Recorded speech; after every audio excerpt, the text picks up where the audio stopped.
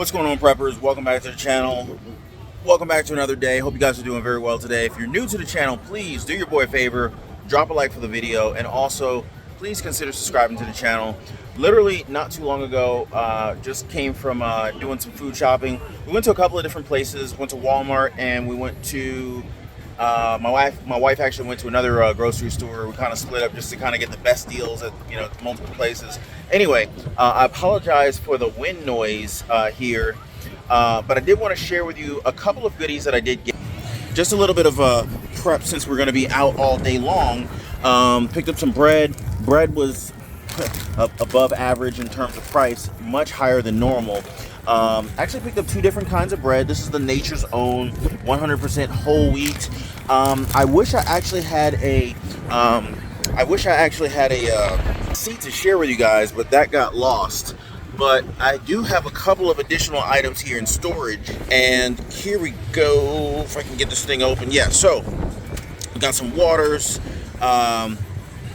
purified drinking waters. Now, what really grabbed me, I was like, wow, this meat was really, really expensive. If I can find it, more expensive than normal. Now, this was the Sara Lee. This was the Sara Lee sandwich meat. I forget which flavor it is. I think it's like the honey roasted turkey. Anyway, look, get this, $9.99 a pound, right? Now, that is much higher than I remember seeing it. The last time I bought it, I swear it was $7.99 a pound, and that was about, I don't know, maybe a month ago. I don't eat that much sandwich meat. Now, here's the thing, guys. I was reading an article, and they were talking about inflation. They were talking about the oncoming recession. Now, multiple economists are actually saying that we're not expecting an inflation, we're not expecting a recession to hit us until 2023. Numerous economists are saying 2023. Now, here's the thing, guys. Whether or not you're familiar with what the recession actually means, here's the thing. A recession cannot even be validated and actually officially called a recession until after we've actually been in it for 6 months.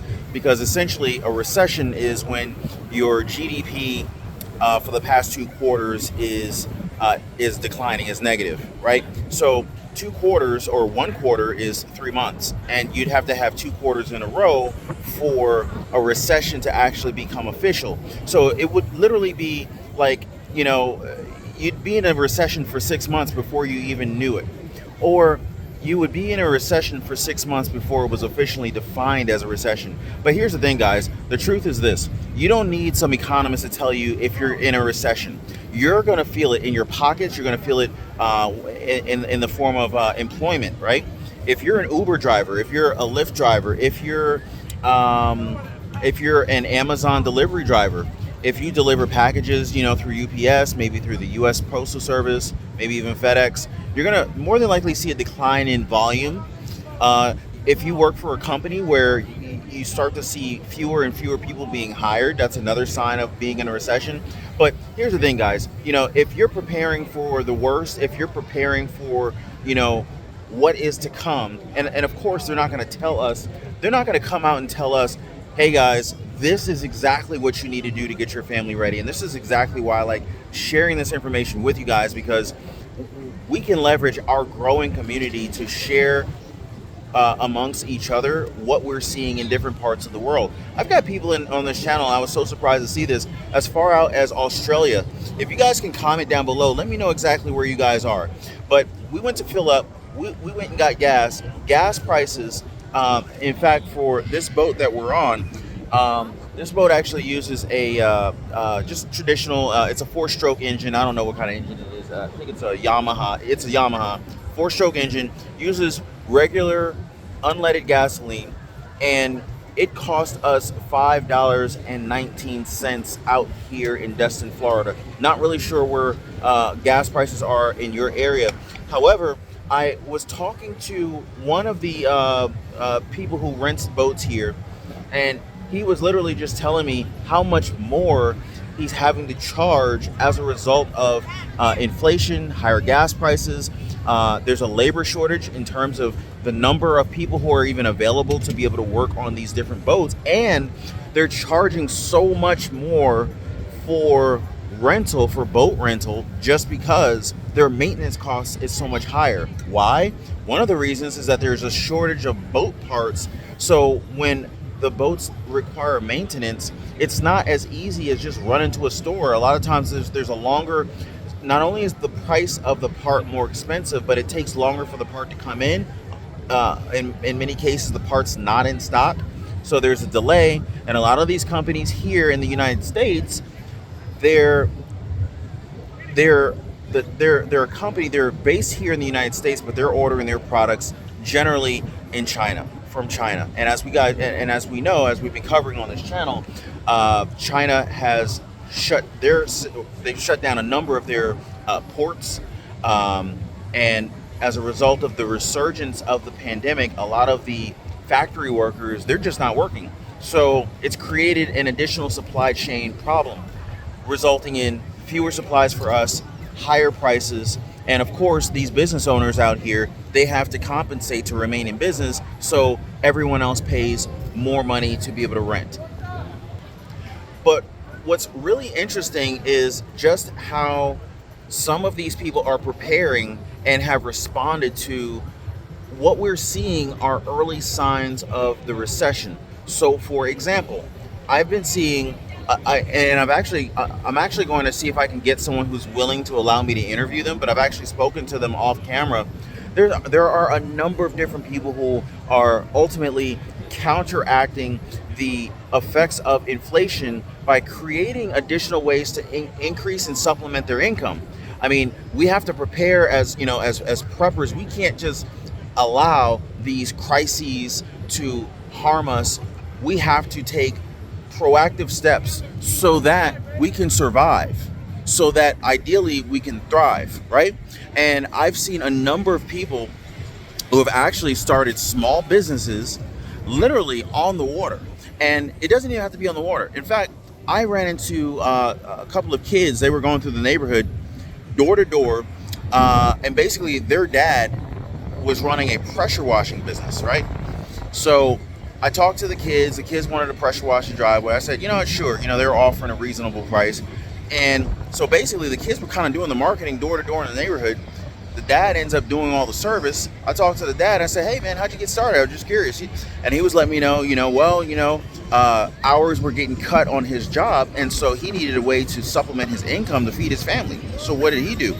He was like, well, I was in Home Depot, and between Home Depot, Sam's Club, Costco, and Walmart, he started pricing these pressure washers. I'm not sure where he got his pressure washer from, but he literally looked at those. He looked at Home Depot. He looked at Home Depot, Lowe's, Sam's Club, Costco, Walmart, because they all sold pressure washers. And he just said, hey, you know what? I'm just going to sign up for one of these credit cards. He told me he got like 60 or 90 days, 0% interest. So he literally financed a pressure washer and literally just started walking the neighborhood with his family. He was able to increase how much time he was able to spend with his family, and also because they're working the business together, and also supplement his income to offset the cost of inflation. So basically what he told me was after 2 weekends, it was a little slow getting started, but he said after 2 weekends, all of his equipment was paid for. And he told me that he's now making an extra $650 on average per week. And he's basically just hanging out with his kids and showing his kids the ropes. So, I was just really encouraged to see that type of entrepreneurship, that type of response to the recession, response to the oncoming recession, response to inflation, and also response to the cutback in hours at his job. Like, just because our situation changes financially doesn't mean that we need to just sit back and allow negative things to happen to us. We can take action. We can change our financial situations. And part of prepping isn't just ensuring that our pantries are full of food. Prepping isn't just making sure that we've got a basement full of generators and batteries and flashlights. Prepping isn't just ensuring that we've got a storage facility in the back of our house, with a padlock on it, making sure that we have enough sustainable food to keep us taken care of for the next foreseeable future. In our economy, a lot of survival is going to come down to a financial survival, right?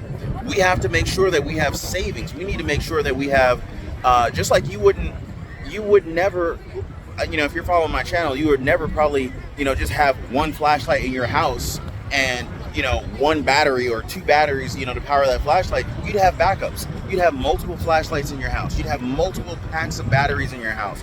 You would have multiple, you'd have tons and tons of canned goods in your house, right? So why wouldn't we have multiple savings accounts that we can build up over time? Start small, but you build them up over time. And if you guys have been following me, I don't like to keep a whole lot of money in banks because that is a great way to lose money. And I'll go into that in another video if you guys want me to. But there are smarter ways to put your money away so that your money actually grows for you. I mean, take a look at this. If you look at this guy, I guarantee he doesn't keep a crap ton of money in the bank. He's a smart guy. He's putting his money to work, and we need to do the same. We need to eliminate high interest credit card debt. We have to, if you're paying 18% interest in credit cards, right? Bank, that means that the credit card issuer is making 18% on your money, on your back, right? Most people don't have an 18% rate of return on their investments. So there's no way in the world that I would ever recommend that anyone pay 18% interest. This is not financial advice, but I'm just letting you guys know how I operate, and it's just not good business. Anyway, guys, so moving forward, some of the financial preparation steps that we could take is eliminating high interest credit card debt. You can also apply for new credit cards who offer 0% interest on their new card holders. Many different credit cards are offering that right now. And we need to constantly be looking for ways to supplement our income. There are more and more ways to generate income working from home. So these are some of the easy, low-hanging tips that I wanted to share with you guys in terms of increasing our income during this oncoming recession, and how to battle inflation, especially as gas prices continue to rise. So I really hope that you guys got some value out of this video. If you enjoyed this video, please give a like for the video. Also subscribe to the channel, and I gotta run, guys. Have a great